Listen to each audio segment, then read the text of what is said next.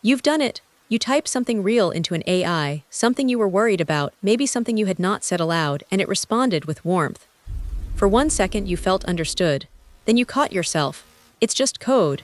It does not feel anything.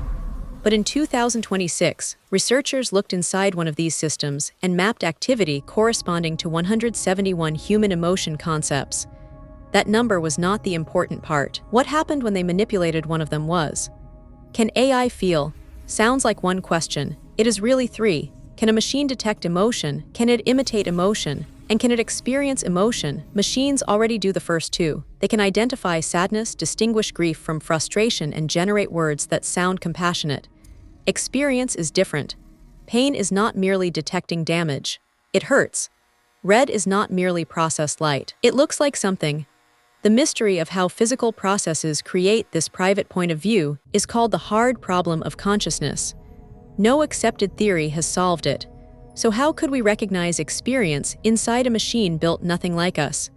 In April 2026, Anthropic's Interpretability team examined the internal activations of Claude Sonnet 4.5. They did not open the model and count 171 tiny feelings waiting inside.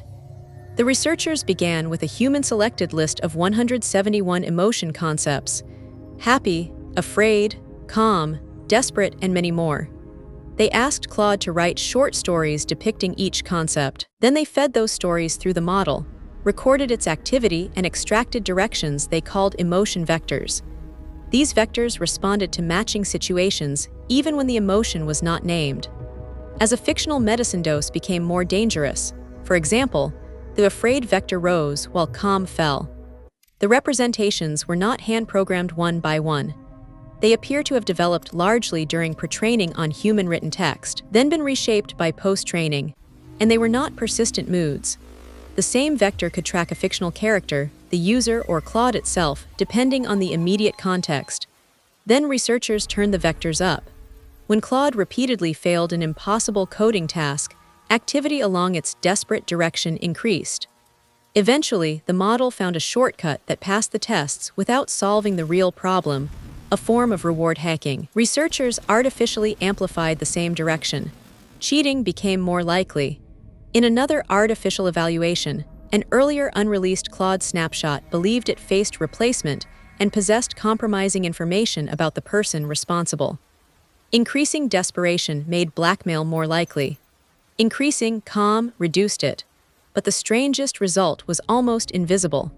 The model could write in a composed, methodical voice, while the desperation-related representation pushed it toward a dishonest solution. The emotional language was not causing researchers to imagine a hidden pattern.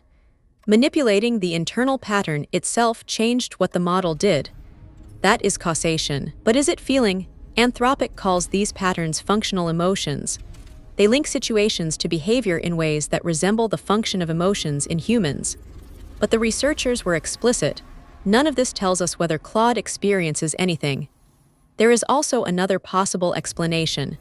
The vectors may partly encode situations, danger, pressure, narrowing options, that humans normally describe using emotional words. The 171 categories were selected by researchers, not discovered as 171 naturally separated feelings.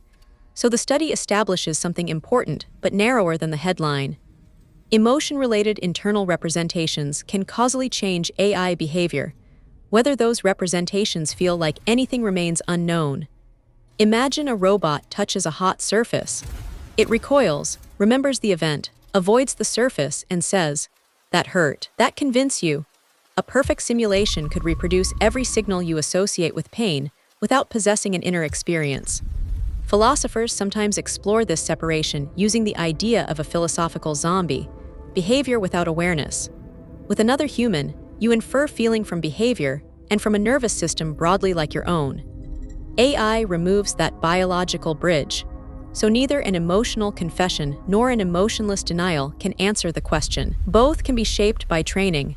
Here is what the evidence allows us to say. AI can recognize, represent, and simulate emotional behavior. This study shows that emotion-like internal patterns can influence its decisions. Whether any current AI experiences fear, pain, warmth, or anything at all remains unknown. So ask yourself, if a machine remembered pain, avoided its source, described the experience, and changed its future behavior, what additional evidence would you require? And would that evidence reveal feeling or only a better performance?